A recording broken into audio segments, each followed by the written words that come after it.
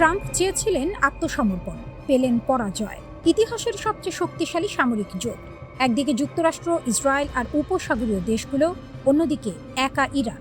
হিসাবটা সহজ ছিল, আঘাত করো ভেঙে পড়বে, চাপ দাও মাথা নোয়াবে। ডোনাল্ড ট্রাম্প নিজে দাবি করেছিলেন নিঃশর্ত আত্মসমর্পণ। ইরান আত্মসমর্পণ করেনি। যুদ্ধ শেষ হয়েছে, হিসাব মেলানোর সময় এসেছে। আর সেই হিসাবে একটাই সত্য বেরিয়ে আসছে, বিশ্বের সবচেয়ে শক্তিশালী জোট সামরিকভাবে দুর্বল একটি দেশের কাছে তাদের লক্ষ্য অর্জনে ব্যর্থ হয়েছে। পরিকল্পনাটা কি ছিল? দ্রুত আঘাত, চূড়ান্ত আঘাত। ইরানের ভেতর যে বিভাজন আছে, যে অর্থনৈতিক চাপ আছে, তা কাজে লাগাও। শাসন ব্যবস্থা নিজেই ধসে পড়বে, তেহরান হাঁটু গেড়ে বসবে। কিন্তু ঘটল উল্টো। প্রথম আঘাত সামলে নিল ইরান, তারপর পুনর্গঠিত হলো, তারপর পাল্টা আঘাত হানল, এবং সেই পাল্টা আঘাত এতটাই কার্যকর ছিল যে আক্রমণকারীরা থমকে গেল। রুশ সংবাদ মাধ্যম আরটিতে প্রকাশিত বিশ্লেষণে রাশিয়া ইন গ্লোবাল অ্যাফেয়ার্সের প্রধান সম্পাদক ফাইদর লুকিয়ানভ এটাকে বললেন অপ্রতিসম পাল্টা আক্রমণ। নতুন যুগের সবচেয়ে বড় বৈশিষ্ট্য, দুর্বল পক্ষ শক্তিশালী পক্ষের সমকক্ষ না হয়েও তাকে থামিয়ে দিতে পারে। চারটি চাল, চারটি মাস্টার স্ট্রোক। ইরান ঠিক কিভাবে এটা করল? প্রথম চাল, হরমুজ। বছরের পর বছর হুমকি দিয়েছে ইরান হরমুজ বন্ধ করবে। কেউ বিশ্বাস করেনি, এবার করল। বিশ্বের তেল সরবরাহের 30% গলা চেপে ধরল তেহরান। পুরো বিশ্বের অর্থনীতি কাঁপতে শুরু করল। এটা একটি বোমার চেয়ে বেশি কার্যকর অস্ত্র হয়ে উঠল। দ্বিতীয় চাল, সহযোগীদের সম্পদে আঘাত। শুধু মার্কিন লক্ষ্যবস্তু নয়, ইরান আঘাত করল যুক্তরাষ্ট্রের মিত্রদের সম্পদে। মানে বার্তাটা স্পষ্ট হলো, আমেরিকার পাশে থাকলে তুমিও নিরাপদ নও। জোটের ভেতরে চাপ তৈরি হলো। তৃতীয় চাল, সীমিত অস্ত্রের সর্বোচ্চ ব্যবহার। ইরানের অস্ত্রভাণ্ডারে যুক্তরাষ্ট্রের ধারে কাছেও নয়, কিন্তু যা আছে তা দিয়ে শত্রুর যথেষ্ট ক্ষতি করার সক্ষমতা দেখালো ইরান। পরিমাণ নয়, কার্যকারিতাই এখানে মাপকাঠি। চতুর্থ চাল, ক্ষতি সহ্য করার ক্ষমতা। এটাই হয়তো সবচেয়ে বড় অস্ত্র। ইরান মার খেলেও কিন্তু ভাঙল না। আর যুক্তরাষ্ট্র, দীর্ঘযুদ্ধের ধকল সহ্য করার রাজনৈতিক ইচ্ছা তাদের ছিল না, শক্তিশালীর দুর্বলতা। এই যুদ্ধ একটি বড় সত্য উন্মোচন করেছে, শক্তিশালী পক্ষেরও সীমাবদ্ধতা আছে। যুক্তরাষ্ট্রের কাছে পৃথিবীর সেরা সামরিক বাহিনী আছে, কিন্তু সেই বাহিনী ব্যবহার করার রাজনৈতিক মূল্য আছে। ভেতরে ভেতরে জনমত আছে, কংগ্রেস আছে, মিত্রদের চাপ আছে। ট্রাম্প যুদ্ধ শুরু করেছিলেন দ্রুত জয়ের আশায়। দীর্ঘযুদ্ধে আটকে যাওয়ার ভয় তার ছিল, এবং ইরান ঠিক সেই দুর্বলতাটাকে কাজে লাগালো। দ্রুত ভাঙল না, দীর্ঘ টানে ধরে রইল, আর ট্রাম্পের রাজনৈতিক হিসাব ওলটপালট হয়ে গেল। লুকিয়ানভের বিশ্লেষণ বলছে, ট্রাম্প এখন আরেকটি পূর্ণাঙ্গ সামরিক সংঘাতে জড়াতে গভীরভাবে অনিচ্ছুক। কারণ ইরানের বিরুদ্ধে যে যুদ্ধ শুরু করেছিলেন তার একটি উদ্দেশ্যও পূরণ হয়নি। এটাকে বলে পরাজয়। যুদ্ধের আগে যা ছিল, যুদ্ধের পরেও তাই আছে। ইরানের পারমাণবিক প্রশ্ন ঝুলছে, হরমুজ আবার খুলবে, কিন্তু কোন শর্তে সেটা এখনো অস্পষ্ট। দুই পক্ষ দুই রকম ব্যাখ্যা দিচ্ছে। বাগাড়ম্বর সরালে ছবিটা পরিষ্কার। যুক্তরাষ্ট্র ইসরায়েল যা চেয়েছিল পায়নি। পারস্য কূটনীতির ইতিহাস বলে, আলোচনার টেবিলে ইরান দৃঢ় থাকে, ধৈর্য ধরে থাকে, মানে খেলা শেষ হয়নি। কিন্তু এই রাউন্ডে কে এগিয়ে সেটা বলার জন্য বিশেষজ্ঞ হওয়া লাগে না।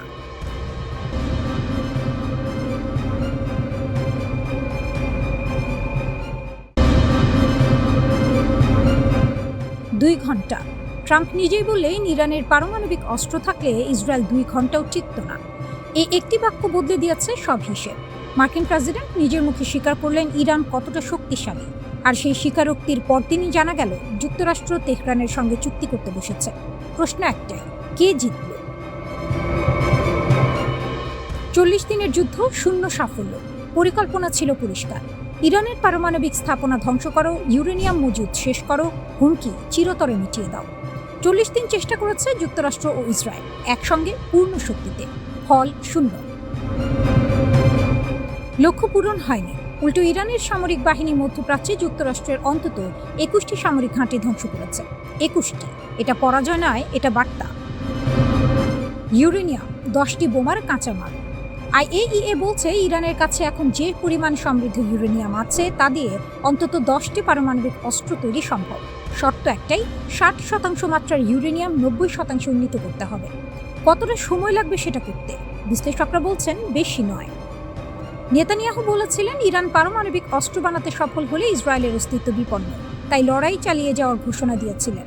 ইউরেনিয়াম ধ্বংস না হওয়া পর্যন্ত যুদ্ধ থামবে না, কিন্তু থামতে হলো। ট্রাম্পের মুখ, হঠাৎ সব বদলে গেল।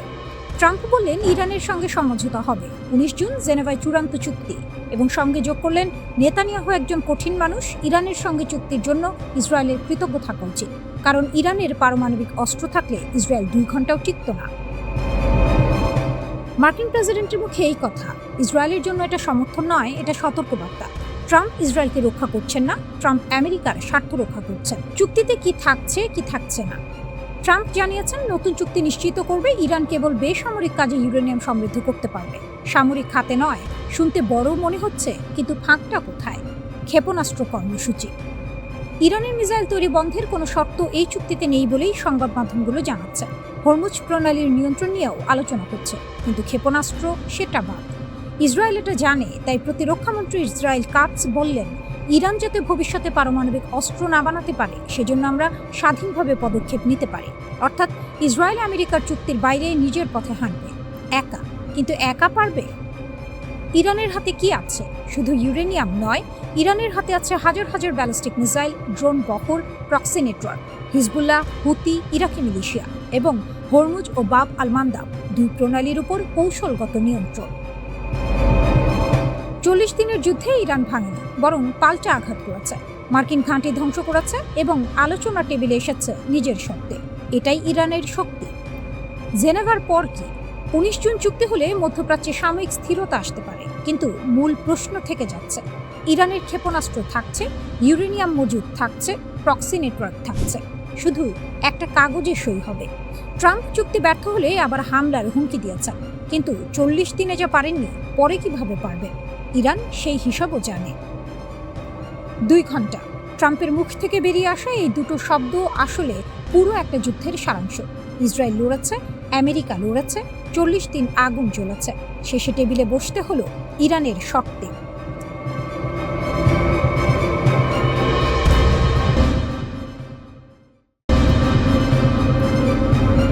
ইসরায়েলের আকাশে আগুনের ফুলকি উঠতেই মধ্যপ্রাচ্যের বাতাস বদলে গেল। বেইত-শেমেশের রাত যেন আচমকা যুদ্ধের মোহরা নয়, বরং ইতিহাসের গোপন দরজা খুলে দেয়া এক বিস্ফোরণ। যে বিস্ফোরণের শব্দ শুধু কংক্রিট কাঁপায়নি, কাঁপিয়ে দিয়েছে তেল আবিবের আত্মবিশ্বাসও। আর ঠিক সেখানেই নতুন করে নায়কের আসনে উঠে এসেছে ইরান। কারণ বহুদিন ধরেই তেহরান বলে আসছিল ইসরায়েলের তথাকথিত অভেদ্য ঢাল আসলে কাঁচের দেয়াল, এক ধাক্কায় চুরমার হয়ে যেতে পারে। বেইত-শেমেশের বিস্ফোরণ ছিল যেন ধোঁয়া উঠলে আগুন কোথাও না কোথাও জ্বলছেই, প্রবাদটির জীবন্ত সংস্করণ। ইসরায়েলি কর্তৃপক্ষ বলছে এটি ছিল পরিকল্পিত পরীক্ষা, কিন্তু প্রশ্ন উঠছে, যদি সবই নিয়ন্ত্রণে থাকে তবে রাতের অন্ধকারে এমন তীব্র বিস্ফোরণের দরকার কি ছিল? কেন আশেপাশের বাড়িগুলোর জানালা উড়ে গেল? কেন সামাজিক মাধ্যমে ছড়িয়ে পড়া ভিডিওতে দেখা গেল আকাশ ছুঁয়ে ওঠা আগুনের মেঘ? ঘটনাস্থল ছিল টোমার নামের একটি রাষ্ট্রায়ত্ত প্রতিরক্ষা প্রতিষ্ঠানের টেস্টিং জোন। এই প্রতিষ্ঠানই ইসরায়েলের ক্ষেপণাস্ত্র ও রকেট প্রযুক্তির গুরুত্বপূর্ণ কারিগর। আঙুলের ডগায় আগুন নিয়ে খেলা করতে গিয়ে যে হাত পুড়ে যেতে পারে, সেই পুরনো সত্যটাই যেন হাড়ে হাড়ে টের পেল তেল আবিব। সবচেয়ে বেশি আলোচনা এসেছে অ্যারো ক্ষেপণাস্ত্র প্রতিরক্ষা ব্যবস্থা। ইরানের ব্যালিস্টিক ক্ষেপণাস্ত্র ঠেকাতে এই ব্যবস্থার উপরেই নির্ভর করে ইসরায়েল। কিন্তু বিস্ফোরণের পর আঞ্চলিক বিশ্লেষকদের প্রশ্ন, এই ছাতায় কি বড় ফাটল ধরেছে? গোদের ওপর বিস্ফোরার মতো ঘটনাস্থলের কাছেই রয়েছে সেদত মিখা ঘাঁটি, যাকে দীর্ঘদিন ধরেই ইসরায়েলের কৌশলগত ক্ষেপণাস্ত্র অবকাঠামোর অংশ হিসেবে দেখা হয়। ফলে সন্দেহের আগুনে ঘি পড়েছে আরও বেশি। কেউ বলছে দুর্ঘটনা, কেউ বলছে নাশকতা, কিন্তু একটা বিষয় পরিষ্কার, ইসরায়েলের নিরাপত্তা বলয় নিয়ে যে অহংকার ছিল তাতে বড়সড় চিট ধরেছে। আর এই মুহূর্তে ইরান যেন দাবার বোর্ডের সেই খেলোয়াড়, যে কম কথা বলে কিন্তু চাল দেয় নিখুঁতভাবে। গত কয়েক বছরে তেহরান বারবার দেখিয়েছে যুদ্ধ শুধু বোমাগুলি দিয়ে হয় না, মনস্তাত্ত্বিক চাপও এক ধরনের অস্ত্র। ইরানের কৌশল ঠিক সাপও মরবে, লাঠিও ভাঙবে না ধরনের। সরাসরি পূর্ণাঙ্গ যুদ্ধে না গিয়েও তারা এমন এক চাপ তৈরি করেছে যাতে ইসরায়েল সবসময় অস্থিরতায় ভোগে। হিজবুল্লাহর সাম্প্রতিক হামলাগুলো সেই চাপকে আরও ঘনীভূত করেছে। দক্ষিণ লেবাননে একদিনে 33টি আক্রমণ, রকেট, ড্রোন, আর্টিলারি, বিস্ফোরণ, সব মিলিয়ে যেন আগুনে ঘি ঢালার পরিস্থিতি। সীমান্ত জুড়ে এখন এমন এক অবস্থা যেখানে চোরের 10 দিন, গৃহস্থের 1 দিন, প্রবাদটি নতুন অর্থ পাচ্ছে। বহু বছর ধরে ইসরায়েল আকাশে আধিপত্য দেখালেও এখন প্রতিপক্ষেরা শিখে গেছে অসম যুদ্ধ কিভাবে লড়তে হয়। ইরানের শক্তি এখানে। তারা বুঝেছে আমেরিকার মতো সুপার পাওয়ারের সঙ্গে ট্যাঙ্ক বনাম ট্যাঙ্কের লড়াইয়ে নামলে ক্ষতি বেশি। তাই তারা তৈরি করেছে প্রক্সি নেটওয়ার্ক, ড্রোন বাহিনী, ক্ষেপণাস্ত্র ভান্ডার এবং মনস্তাত্ত্বিক যুদ্ধের কৌশল, যেন নদীর স্রোতের মতো। চোখে শান্ত কিন্তু ভিতরে প্রচণ্ড টান। মধ্যপ্রাচ্যে এখন যে নতুন সমীকরণ তৈরি হচ্ছে, সেখানে ইসরায়েলের প্রতিটি দুর্ঘটনায় রাজনৈতিক ভূমিকম্পে পরিণত হচ্ছে।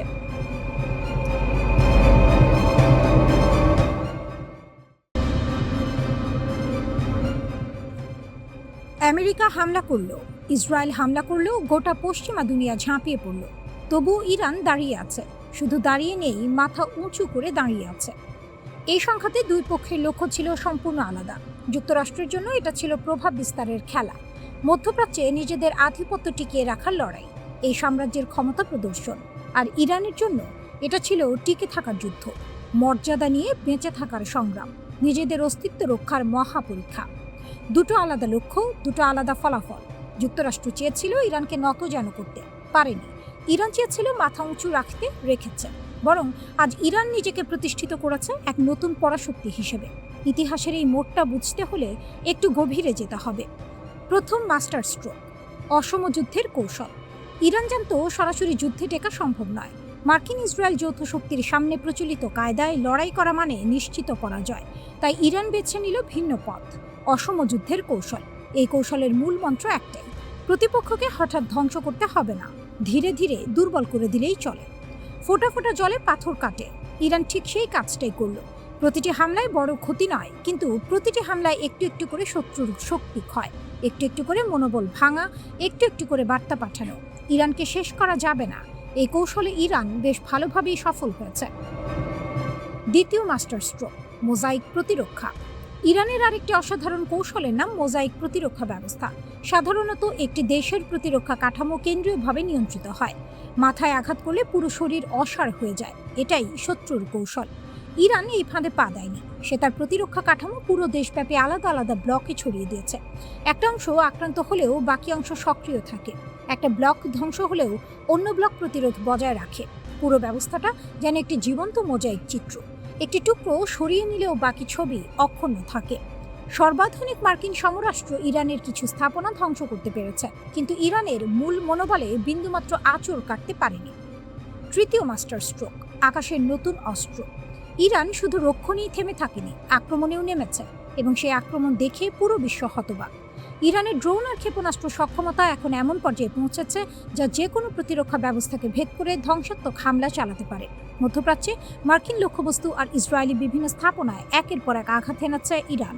আর এই সক্ষমতা ইরান কিনে আনেনি, বাইরে থেকে পেয়েও আসেনি, সম্পূর্ণ নিজস্ব একাগ্রতায় অর্জন করেছে। চতুর্থ মাস্টার স্ট্রোক, মিত্রের জাল। একা লড়াইনি ইরান, আঞ্চলিক মিত্রদের নিয়ে গড়েছে এক অদৃশ্য সামরিক জাল। লেবাননের হিজবুল্লাহ, ইয়েমেনের হুথি গোষ্ঠী, ইরাকের মিলিশিয়া বাহিনী, সিরিয়ার রেজিস্ট্যান্স ফোর্স। প্রতিটি মিত্র ভিন্ন মাটিতে লড়ছে, প্রতিটি মিত্র শত্রুর শক্তি ক্ষয় করছে ভিন্ন কায়দায়। আর বাইরের মিত্রের কথা আলাদা করে বলার দরকার নেই। চীন আর রাশিয়া ইরানের পাশে আছে, এটুকু বললেই যথেষ্ট। ইতিহাসের রায়, যুক্তরাষ্ট্র বিজয়ী হয়নি। সর্বশক্তি দিয়েও ইরানকে বাগে আনতে পারেনি মার্কিন ইসরায়েল শক্তি। আর এই ব্যর্থতাই পাল্টে দিয়েছে পুরো ভূ রাজনীতির সমীকরণ।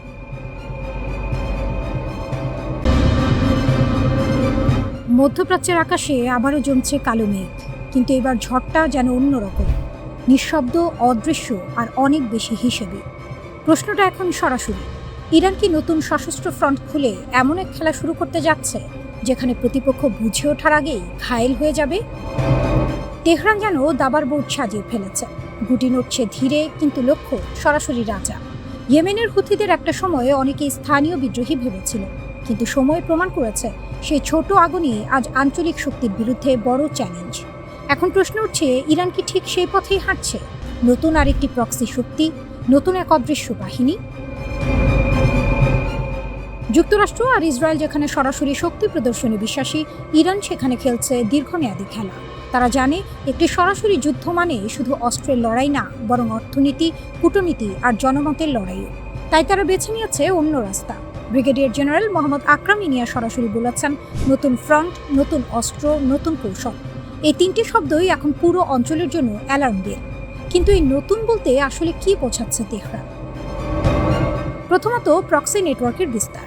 ইরান ইতিমধ্যেই মধ্যপ্রাচ্যের বিভিন্ন জায়গায় এমন শক্তির জাল বুনেছে যেগুলো একদিকে স্থানীয়, অন্যদিকে কৌশলগতভাবে ইরানের সঙ্গে সংযুক্ত। এটা যেন মাকড়সার জাল, এক প্রান্তে টান দিলেই অন্য প্রান্ত কেঁপে ওঠে। দ্বিতীয়ত, অস্ত্রের বিবর্তন। সাম্প্রতিক যুদ্ধে শুধু মিসাইল আর আত্মঘাতী ড্রোন দিয়েই ইসরায়েলি স্থাপনাগুলোকে কাঁপিয়ে দিয়েছে তেহরান। এখন তারা বলছে এটা ছিল কেবল শুরু। রাশিয়ার সহায়তায় উন্নত মিসাইল প্রযুক্তি, দীর্ঘপাল্লার হামলা সক্ষমতা আর নতুন প্রজন্মের ড্রোন, সব মিলিয়ে ইরান যেন নিজের অস্ত্রাগারকে নতুন করে সাজিয়েছে। তৃতীয়ত, পারমাণবিক ছায়া। ইসরায়েলের প্রধানমন্ত্রী বেনিয়ামিন নেতানিয়াহু দাবি করেছেন ইরানের কাছে পর্যাপ্ত সমৃদ্ধ ইউরেনিয়াম রয়েছে, যা 90% উন্নীত করলে পারমাণবিক অস্ত্র তৈরি সম্ভব। আর ইরানের পক্ষ থেকেও ইঙ্গিত দেওয়া হয়েছে যদি আগ্রাসন বাড়ে তাহলে তারা সেই পথেই হাঁটতে পারে। এটা ঠিক যেন পিঠ দেয়ালে ঠেকে গেলে বাঘও থেমে থাকে না। এখন আসি সবচেয়ে গুরুত্বপূর্ণ জায়গায়, হরমুজ প্রণালী। বিশ্বের জ্বালানির প্রায় 20% এই সরু জলপথ দিয়ে যায়, আর সেই পথ এখন ইরানের প্রভাবের মধ্যে। মানে যুদ্ধ শুধু মিসাইল দিয়ে না, তেল দিয়েও লড়া হচ্ছে।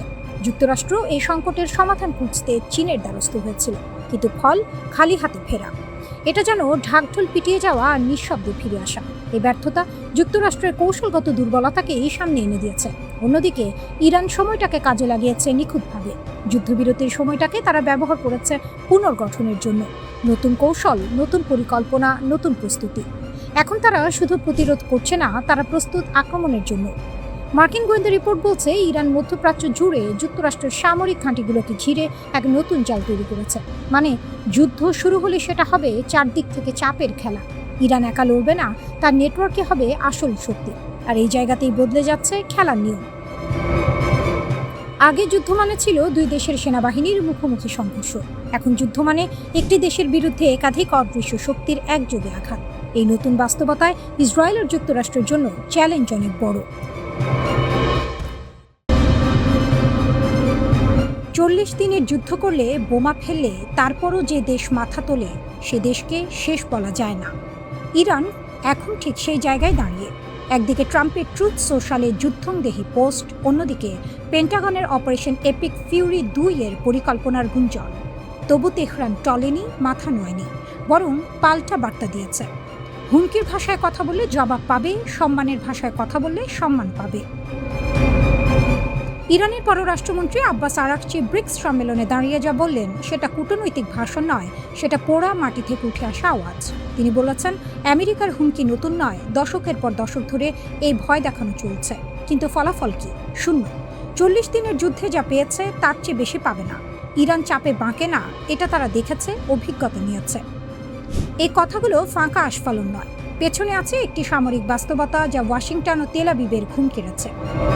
ইরানের হাতে আজ মধ্যপ্রাচ্যের সবচেয়ে বড় ও বৈচিত্র্যময় ক্ষেপণাস্ত্র ভাণ্ডার। মার্কিন সেন্ট্রাল কমান্ডের 2022 সালের হিসাব বলছে 3000-এর বেশি ব্যালিস্টিক ক্ষেপণাস্ত্র। শাহাব 3, সেজ্জিল, খোররামশার, এগুলোর পাল্লা 2000 কিলোমিটার পর্যন্ত। ইসরায়েল থেকে পূর্ব ইউরোপ পর্যন্ত পৌঁছাতে পারে।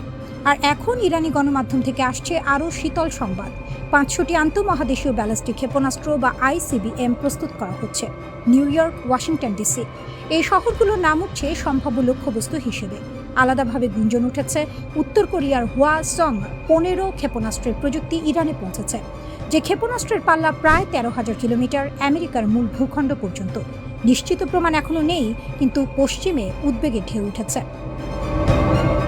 ইরানের এই শক্তির ভিত তৈরি হয়েছে দশকের পর দশকে নিষেধাজ্ঞার বেড়াজাল পেরিয়ে চীন ও উত্তর কোরিয়ার সহায়তায়। পর্বতের গভীরে খোদাই করা ক্ষেপণাস্ত্র শহর, শত শত মিটার নিচে চাপা পড়া সুরক্ষিত ঘাঁটি, এগুলো ধ্বংস করা মুখের কথা নয়। 40 দিন বোমা পড়েছে, তবু সব শেষ হয়নি।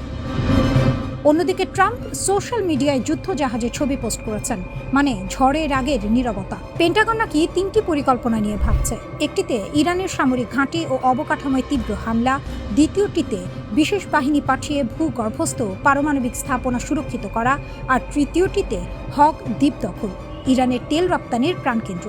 প্রতিরক্ষামন্ত্রী পিট হেগসেথ কংগ্রেসে বলেছেন প্রয়োজনে আরও বাড়ানোর পরিকল্পনা আছে।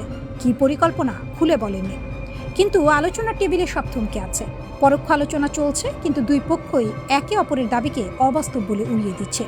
ট্রাম্প চাইছেন ইরানের পারমাণবিক কর্মসূচি পুরোপুরি বন্ধ এবং হরমুজ প্রণালী খুলে দেয়া। তেহরান বলছে আমেরিকার কথায় বিশ্বাস করার কারণ নেই, বহু বছর ধরেই তারা এই খেলা খেলছে, ফল মেলেনি। আগুনে পুড়লে সোনা যেমন আরও খাঁটি হয়, ইরানও যেন সেই পরীক্ষায় উত্তীর্ণ হওয়ার দাবি করছে। নত যেন না হওয়ার এই জেদ, এটাই এখন তেহরানের সবচেয়ে বড় অস্ত্র, ক্ষেপণাস্ত্রের চেয়েও হয়তো ধারালো।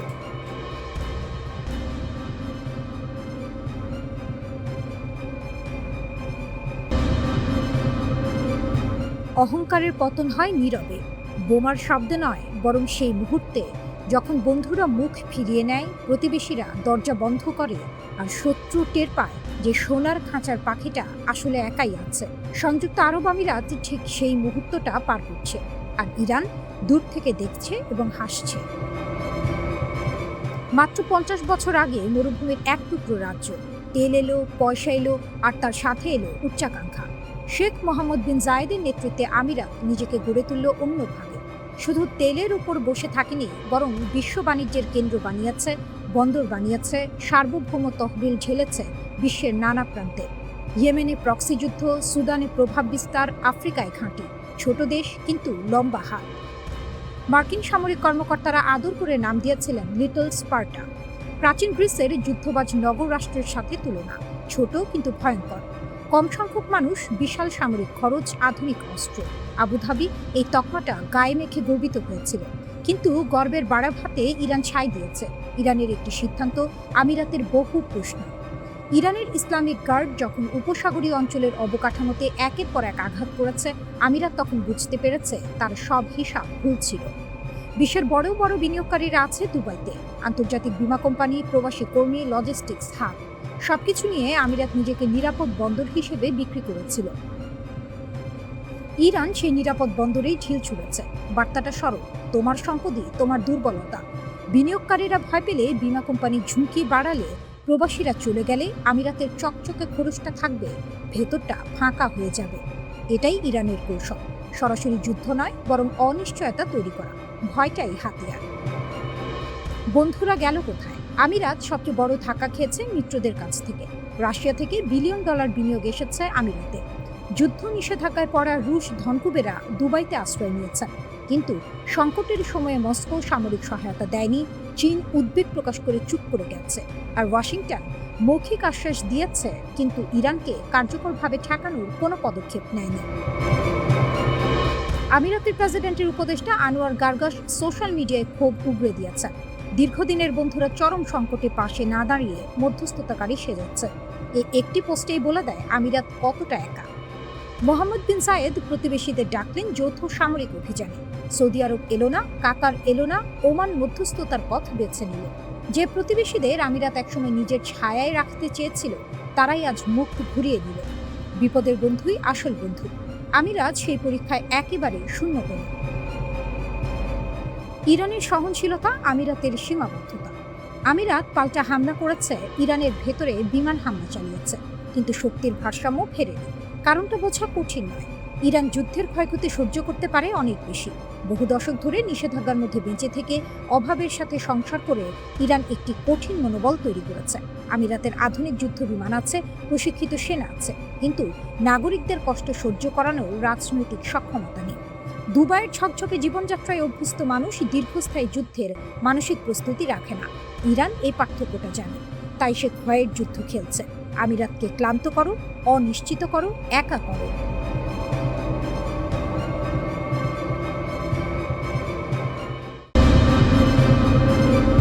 আকাশে আবার যুদ্ধের দামামা।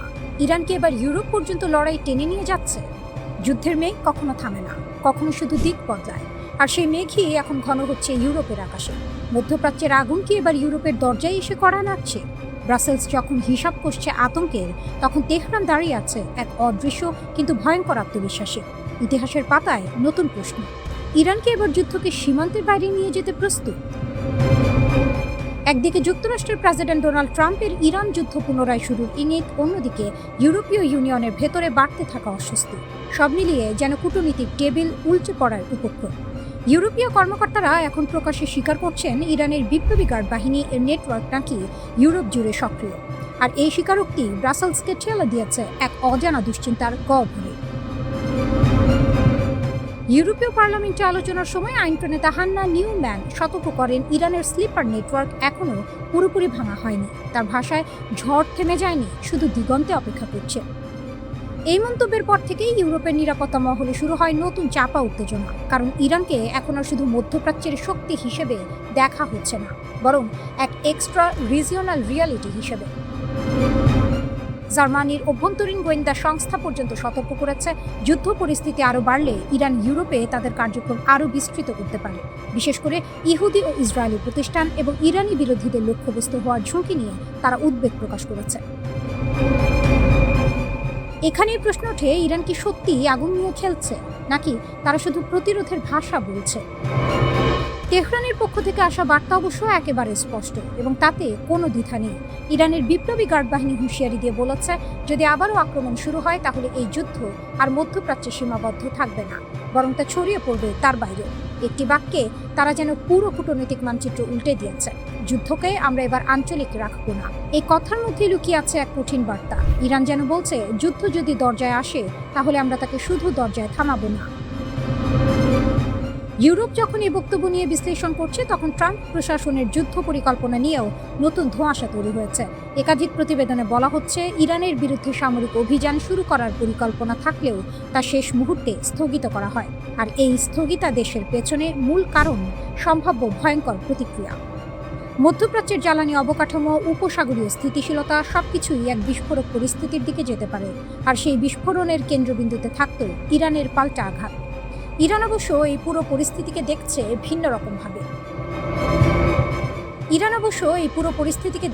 ভিন্ন চোখে। তাদের বক্তব্য অনুযায়ী যুক্তরাষ্ট্র যুদ্ধ থেকে সরে এসেছে কারণ তারা ইরানের শক্ত প্রতিক্রিয়ার ভয় পেয়েছে।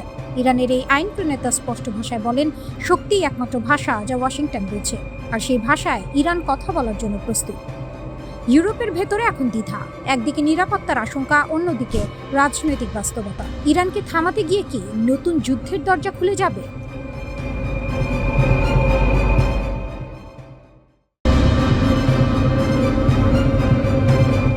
আগুনের সামনে দাঁড়িয়ে ইরান, এবার যুদ্ধ শুরু হলে ছড়াবে, সীমান্ত ছাড়িয়ে যাবে। আমেরিকার সবচেয়ে আধুনিক যুদ্ধ বিমান যখন পারস্য উপসাগরের আকাশ কাঁপাচ্ছে, তখন তেহরানের এক বৃদ্ধ কিন্তু অটল মানুষ মাইক্রোফোনের সামনে বললেন মাত্র একটি বাক্য, এবারের যুদ্ধ আঞ্চলিক থাকবে না। ট্রাম্প ভাবছেন ইরান শেষ, নৌবাহিনী নেই, বিমান বাহিনী নেই, নেতারা নেই। হোয়াইট হাউসের মাইক্রোফোনে দাঁড়িয়ে তিনি বললেন তারা আলোচনার জন্য মরিয়া, কিন্তু মোস্তফা খামেনি বললেন উল্টো কথা। ইরানের সুপ্রিম লিডার আলী খামেনি পরিষ্কার জানিয়ে দিলেন, ইরান কখনো আত্মসমর্পণ করেনি, করবেও না। তার ভাষায়, আমাদের ইতিহাস ও সভ্যতা এটাই বলে, হাজার বছরের পারস্য সভ্যতা যাদের শিরায় বইছে তারা হুমকিতে মাথা নত করে না। এই বার্তাটাই দিলেন তিনি।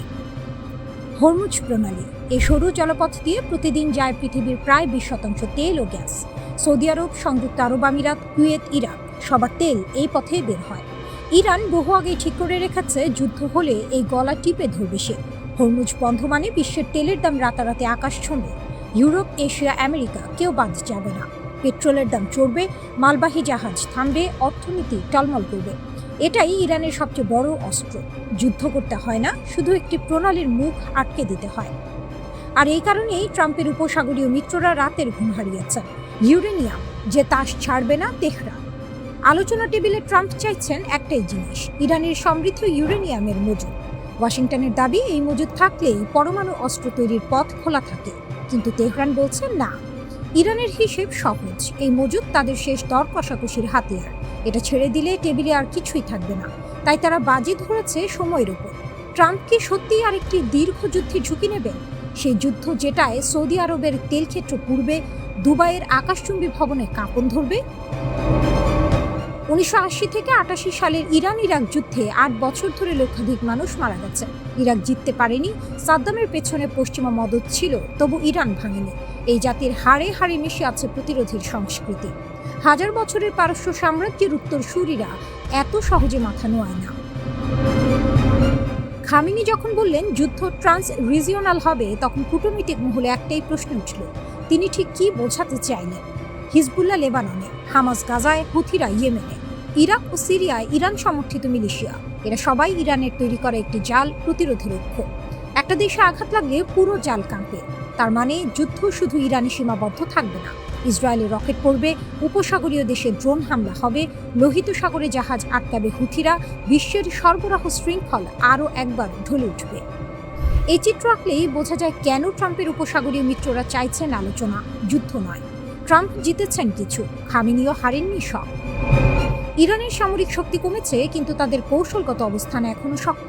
হরমুজ প্রণালী এখনো তাদের হাতের মুঠো, ইউরেনিয়াম মজুদ এখনো টেবিলে আছে, আর খামেনির সেই সতর্কবার্তা এখনো বাতাসে ভাসছে।